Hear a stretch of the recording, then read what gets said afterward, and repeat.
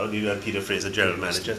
Nice to have you here at Royal Plantation. Indeed. This is actually the drawing room. This is the main building of the hotel, the original building, which was built in 1957, as you can see, along the old colonial architectural style.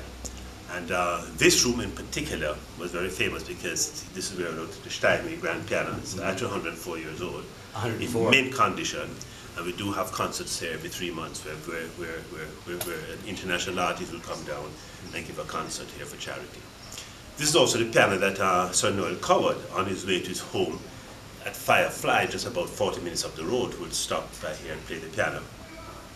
And Winston Churchill used to be a regular guest of Sir Harold and Lady Mitchell, who owns Prospect Great Houses across the road, would come in here in the evening to eat because they never fed him enough. So he would come and have more food, you know what I mean? So he would sit there, and a lot of Marilyn Monroe, Richard Nixon, they've all had private meetings there or interviews or what have you in this room. I'd say Marilyn Monroe had a she's been here a private meeting or two. Yeah, so no, it's this room, a lot of famous people have been through this room. Tell us about Sir Ian Fleming. He has a spot just down the road. So Ian Fleming built what is the house called Golden Eye.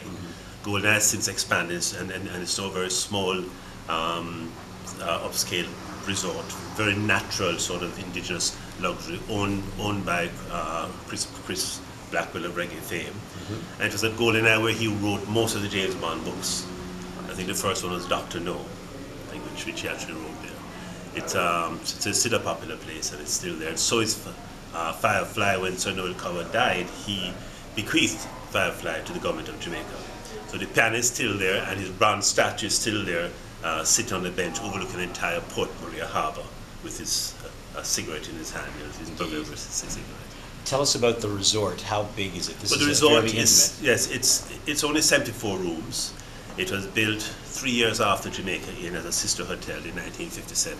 And in those days, people used to have cocktails, and cocktails were very important in those days. You know, the cocktail always something people look forward to, and nobody drank wine at cocktails. So it's Manhattans and Rob Roys and martinis and all those drinks.